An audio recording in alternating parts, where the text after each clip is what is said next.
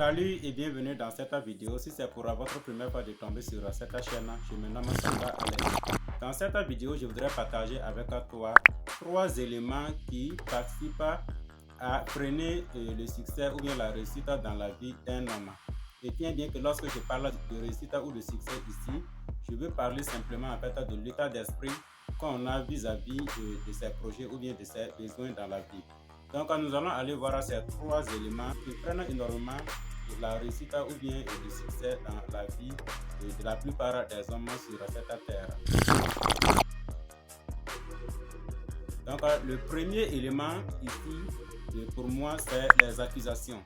Alors qu'est-ce que j'appelle accusation ici? C'est le fait de penser que l'un ou l'autre qui est par exemple dans de très bonnes conditions de vie ou bien qui est soit dans ce qu'on appelle l'opulence, voilà, est passé peut-être par des moyens frauduleux ou bien voilà, est passé par des moyens louches pour être dans ces conditions ou bien pour avoir ce niveau de vie.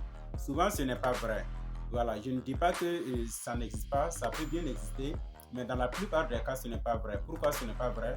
Parce que ceux généralement qui arrivent à construire une bonne richesse et qui arrivent vraiment à être dans de très bonnes conditions de vie et de façon durable surtout, sont passés vraiment soit par un travail acharné ou bien sont passés par une certaine ingéniosité, par une certaine technicité qu'ils ont dû peut-être découvrir dans leur vie.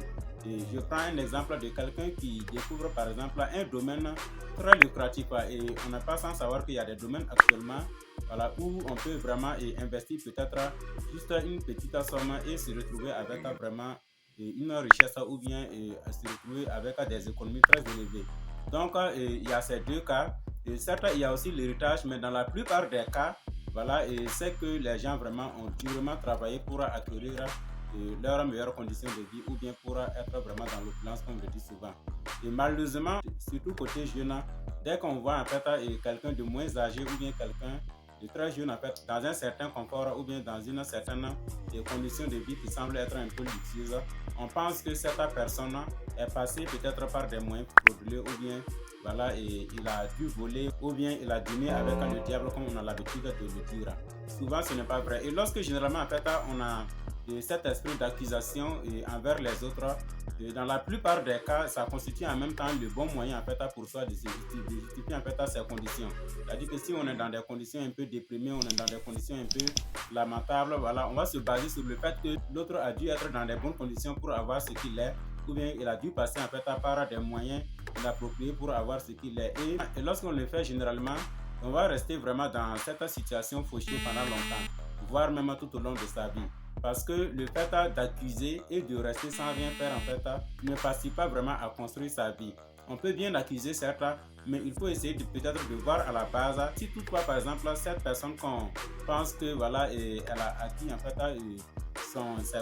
ses meilleures conditions de vie n'est pas peut-être passé par de bons moyens et puis essayer d'imiter. Pour moi c'est l'un des meilleurs moyens qui peut nous donner la tendance inverse de notre situation déprimée, de notre situation lamentable. Alors généralement on aime dire qu'on n'a pas la chance ou bien qu'on n'est pas né dans le bon pays, on n'est pas bien gouverné, on n'a pas peut-être des dirigeants qui offrent de bonnes conditions d'employabilité ou bien de bonnes conditions de vie.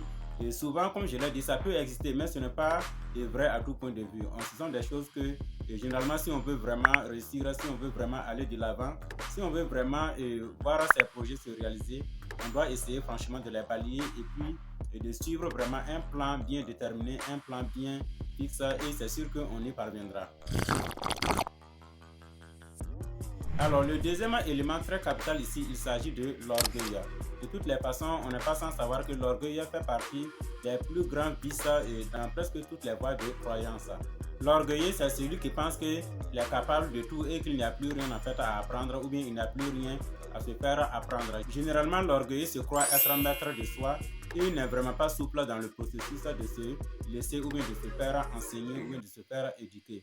Et lorsqu'on ne s'éduque pas, lorsqu'on n'est pas vraiment humble à acquérir le maximum de connaissances possibles ou bien à imiter l'autre ou bien on n'est pas humble vraiment à faire les choses dans une certaine bienveillance avec un certain plan et on ne tarde pas vraiment à rester dans ce statu quo, dans cette situation de longtemps, voire même tout au long de sa vie. Maintenant, la troisième chose qui freine les hommes dans leur processus de succès ou de réussite, il s'agit de la peur. Alors, on n'est pas sans savoir également que la peur est l'un des éléments sur lesquels les gens se basent généralement pour justifier en fait leur échec ou bien pour ne rien faire même dans leur vie. C'est l'une des choses capitales sur laquelle les gens se basent pour taire leurs rêves jusqu'à un certain moment de la vie, voire même tout au long de leur vie. Et ici, lorsque je parle de peur, je ne parle pas de peur liée par exemple à une situation physique, genre le frémissement ou bien une situation quelconque et un peu foudroyante ou bien un peu dérangeante. Non, je ne parle pas de cette peur, je vais parler en fait de la peur psychologique. La peur psychologique, c'est la chose sur laquelle bon nombre se sont basés pour faire taire leurs rêves tout au long de leur vie. Et ce n'est vraiment pas intéressant. Souvent, on a l'habitude de dire que la peur conduit à l'échec, mais pour moi, ce n'est pas la peur qui conduit à l'échec. On doit faire en sorte que chacun en fait soit responsable de sa situation. Les gens se basent en fait sur le fait qu'ils ne veulent pas que peut-être on critique leurs œuvres ou bien on critique leur production pour ne rien faire. Et généralement c'est suite à ça qu'on dit que la peur a contribué à l'échec. Certes c'est la peur avant tout, mais cette peur a été soit méditée, soit nourrie jusqu'à grandir en fait en soi.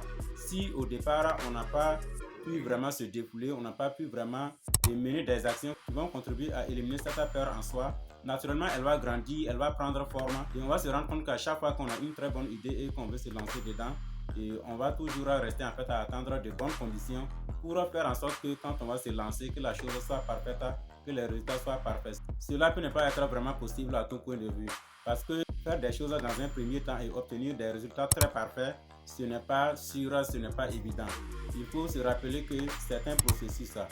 Lorsqu'on veut par exemple mettre en place une idée, ou bien lorsqu'on veut concrétiser en fait une idée, c'est un processus et on doit se lancer avec le peu qu'on a, que ce soit côté moyen financier ou côté stratégie, et on n'aura toujours pas suffisant au départ, mais c'est dans le processus qu'on va se perfectionner. Quand on va vraiment capitaliser en fait toutes les erreurs, se servir de toutes ces erreurs et toutes les expériences qu'on a acquises pour mieux évoluer. Donc voilà les trois éléments que je voudrais partager avec toi dans cette vidéo, et dis-moi en commentaire ce que tu as pensé de ces idées, de ces choses dont je pense que ça freine en fait le succès ou bien la réussite dans la vie d'un homme.